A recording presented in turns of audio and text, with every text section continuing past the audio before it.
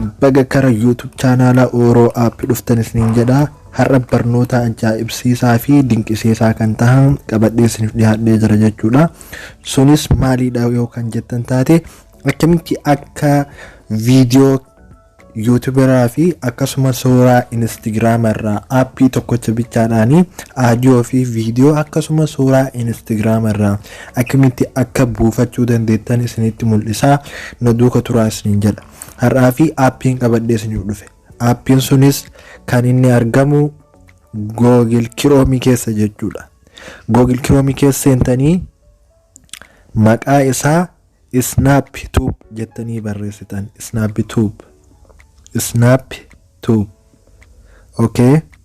Haala kanaan seentanii bootaa sarchii kanarra ni agartan jedheetii yaada kinoo asirratti Snap kanaan barreessitan jechuudha. Egaa kana barreessitanii booda SnapTube eega jettanii sarchi gootan jechuudha. Kana as bira dhuftanii warroonni kan hin qabne maybe waan biraa qabaachuu dhufa as bira dhuftanii akkana asirratti tuutan. Egaa kana asirratti tuutanii booda haala kanaan isinii fida kinoo. SnapTube jedhee isinii fida asirratti dhootan kunoo. www.snaptube.com kajoo kanarratti ka durarra dhufu kanarra kilik gootan yeroo takkaa fi okay.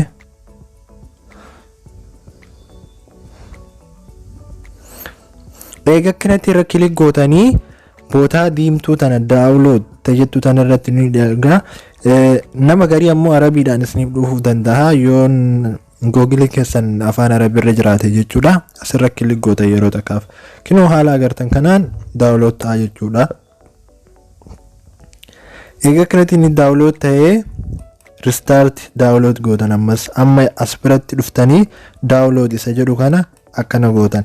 Isin ammoo bootaan ammas jala barreeffamni naa dhufe sun isiniif okay ta'ee dhufu okay isin jedhee isin ajajuu danda'a. Egaa kanatti isin ajajee booda gubbaa kanarraa gasaayitanii kinoo kanarra ni agartan jedheetiin yaada. Click me to install bootaa jedhu kunoo silkii keessan gasaayitanii kan inni tuutan jechuudha. Isa argachuudhaaf kunoo install ta'aa jira. Ammallee install godhee isin jedha. Install gootaa obsaan eeggadhaa hin tura waan ta'eef. Okay, eeganni haala kanaan install godhee booda open gootan jechuudha kana. Okay, eega kana open gootanii duubatti irraa deebitan jechuudha. Kun amma keessa seensaa rakkoon qabu kara keessaa seensisa. Isin ammoo skip gootanii kan akkanatti irraa deebitan jechuudha. Kana eega kanatti irraa deebitanii uf duubatti deebitan amma haala ittiin irratti buufachuu dandeettan jechuudha. Audioos ta'e viidiyoos ta'e jechuudha. YouTube keessan seentan. Okay. YouTube keessan irra seentan. Eega kanatti YouTube keessan irra seentanii waan barbaadan san fakkeenyaaf mee kan woboo kanarra gattuqa. Viidiyoon kun amma kan wobooti jechuudha. Kinoo akkuma argitan amma viidiyoo kana muuziqaa kana buufachuu barbaadan akkanatti wayitee buufachuu barbaadan anama buusuu waan hin barbaanneef malee isinin mul'isa. Haala kanaan akkanatti sheerii bootaa jettu tana sorry duubatti isinii deebi'a.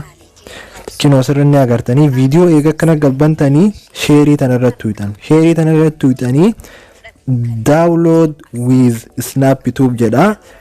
Mallattoo masuurama isaa aappii kanarra tuutan jechuudha. Rumaga tuutan.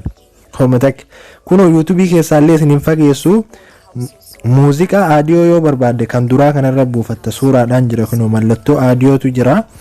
Kan viidiyoo ammoo kinoo viidiyoo jedhee mallattoo viidiyootti jira. Ammallee paawarii isaa akkasuma HD jira kunoo 0p jira hedduu jira jechuudha. Viidiyoon faastummaa dafee akka gabbuuf jechuudha. Isin yeroo hedduu kanaan buusachuu dandeettanii kanaanis buufachuu dandeessan. Hedduu takka isin qarqaara jechuudha. Audio viidiyoo haala kanaan akkanatti kan barbaadan buufachuu dandeettanii jechuudha. Okay? Amma immoo Instagram irraa suuraalee akkamitti suuraan amma Instagram irraa gabbuu hin danda'u. Hin beektan isin hundinuu suuraa wayii si bareede suuraa fedhayyuu haa ta'u yoo Instagram irratti argitee gabbuufachuu barbaadde screenshot godhuu hin eegin. Haala kamiin akka gabbuufattu aappii kanaan si mul'isa jechuudha. Okay, kanaafiyyuu amma mee ani nama barbaadu jechuudha sarchi haa godhadhu. Fakkeenyaaf Roonaaldoo barbaadaan akka kootitti Roonaaldoo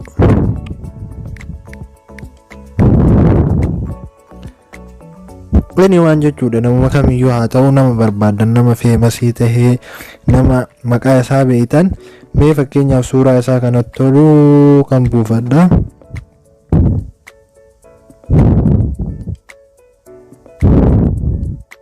Mee kana haa buusayyee kana buufachuu barbaada jechuudha. Kana buufachuu barbaada. Suuraa kana irratti egaa kana kilik gootanii booda bootaa tuqaa sadiin tana kinoo ni agartan jedheetii yaada asirratti tuutan jechuudha. Egaa asirratti tuutanii maal gootanii share to snaptube jedha. Share to jedha bichaas ni mul'ata barreeffamni waan ta'eef isa kanarra kilik gootan. Egaa kana kilik irra gootanii booda diqqoo obsitanii jechuudha. Haala kanaan aappiilee isin irra share godhuu barbaadan isinii fida. Eegas snaptube baratti irratti share goota jechuudha.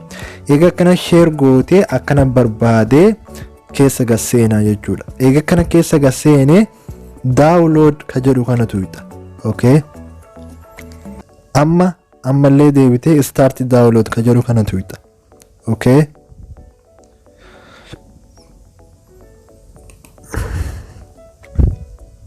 Yoo haaraa ta'e waan akkana isin gaafata waan ta'eef rakkoon qabu. Kinoo haala kanaan amma kinoo asirratti download jedhee bu'ee jira. Ammallee suuraa jechuudha. Buufachuu dandeettan ka dassin jedhe ka isinitti tole. Videos haa ta'uu waanuma fedhe jechaadha buufachuu dandeettan haala kanaan maqaa isaa barreessitanii maqaa nama barbaaddanii san jechuudha. Haala kanaan barreessitanii buufachuu mirga qabdan jechuudha. Aappiin kun baay'ee isin gargaaraa. Kanaafiyyuu YouTube chaanaala koo Oro Aappiillee subscribe godhaa. Maatii nuuf tahaa. Yoo gaafii qabaattan gaafii keessan dhiyeeffadhaa waan barbaadan jechuudha. Kanaafiyyuu koomentii fi akkasuma laayikiidhaan nu jajjabeessuu hin dagatinaa. YouTube chaanaala keenyallee subscribe fi sheerii hin dagatinaa isin jedha. Nagayetti.